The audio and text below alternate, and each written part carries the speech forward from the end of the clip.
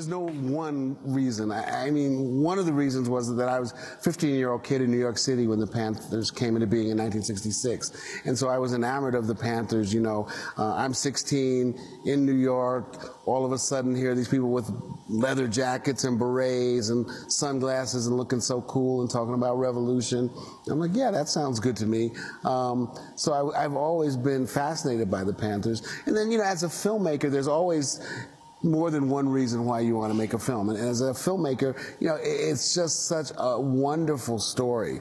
And the people who were part of the story, the majority of them are still alive. They were only 20 years old or so at the time. And the Panthers were this media sensation. So there's an incredible amount of footage and still pictures, you know, to help construct this film. So all of those things came together, and I became interested in the Panther story. But I think also I've realized, you know, how the whole story reverberates with what's going on in the country today. Well, the issue of police brutality was seminal to the Black Panthers. Can you talk about that? Yeah, the Black Panthers were started in Oakland, California, and it was 5 guys who started and said, you know, we have to do something about police brutality, which was heightened in Oakland. The Oakland Police Department was notorious.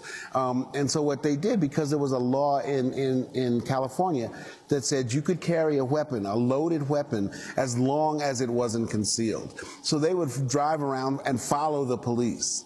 And when the police jumped out to make a stop, they would jump out behind the police and with their guns drawn and stand a little ways back and with their guns drawn and make sure that no brutality or violence occurred on the part of the police. And that's how the Panthers started. And from there, from these 5 or 6 guys, the movement just took off.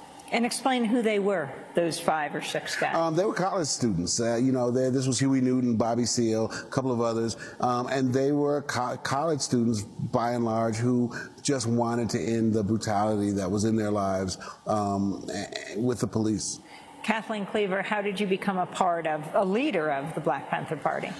I met Eldridge Cleaver, who came to a conference that SNCC had organized. He spoke at the conference. And when he went back to California, we were in love.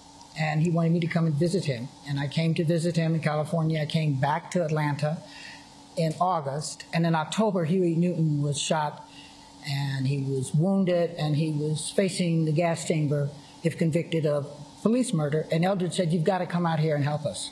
So I came back to California, I think it was in November, to work with the Panthers on that case.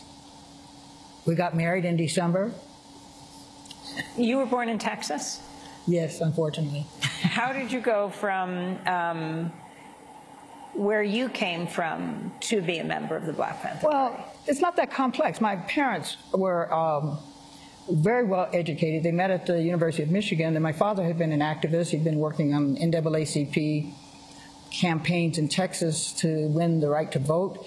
My mother had been protesting school segregation in Richmond, Virginia. So my parents were part of civil rights activism, and the way I was brought up, and I lived in Alabama, where the movement started, and I wanted to be in the Student Nonviolent Coordinating Committee when I was in high school. I wanted to do what those students were doing, protesting segregation in the South.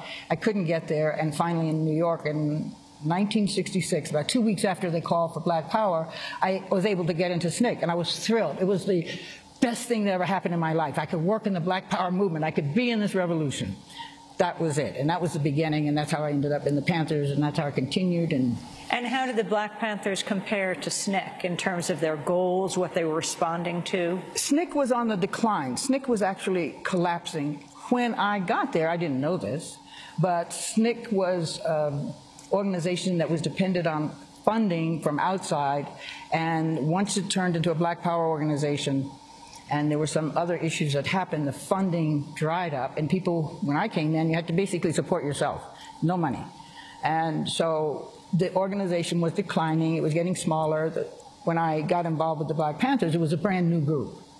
And in fact, there were like 5 when I got there, because most of them were in Santa Rita prison after the visits to Sacramento. So it was a new organization. It was very, very exciting. And all their principles in the it was one of the first organizations based on the concept of Black Power that had been articulated in Mississippi and by SNCC.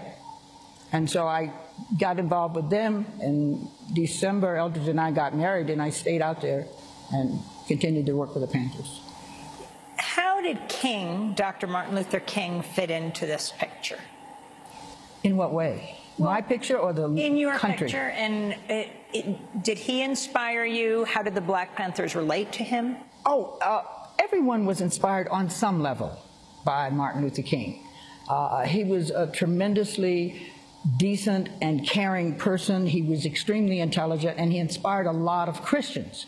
Now, Eldridge made a comment in one of his speeches in Nashville. He said, how about integrating some of this bloodshed? That was one of the issues we had, that it was too much that black people should absorb all the punishment, and we should be forgiving, and we should want to be peaceful in the face of murderous brutality in the middle of the Vietnam War. Well, that wasn't really a message that a lot of young people cared for. And so when the Black Panthers came out and started talking about self-defense, droves and droves of young people wanted to do that, and I thought that was the best, that's the best. We followed Robert Williams, and he said, if you are confronted by a racist who believes himself superior, then he has, and you're armed, he has to consider, does he want to risk his superior life to take your inferior life? And if you have a gun, you can put him in that position, and 9 times out of 10, he doesn't, and that's the end of the violence. So we believe self-defense was a way to put a reduction into violence, and I accept that. Stanley Nelson, you've done a documentary on the Freedom Riders, on Freedom Summer. So as you were doing those, the Black Panthers, you're clearly looking at, people are responding to as you go further on into the 60s. How do they compare in their strategy?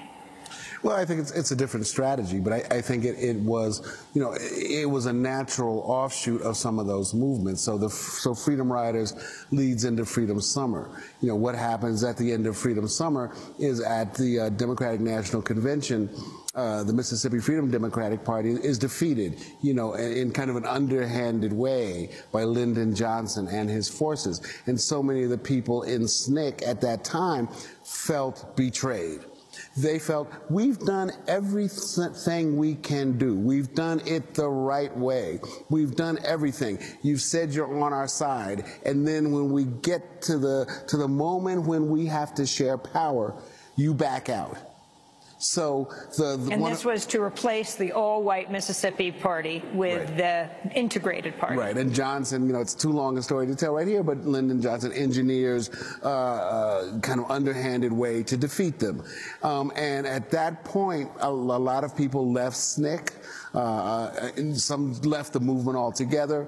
But one of the things that happens at the end of Freedom Summer is there's a shot of Stokely Carmichael goes down to Alabama and gets on top of that truck or bus or whatever it is and starts yelling, "Black Power, Black Power, Black Power." And that's one of the first scenes in the Black Panthers' Vanguard of the Revolution, is Stokely Carmichael up on that vehicle yelling, "Black Power, Black Power, Black Power." So one thing really led to the other.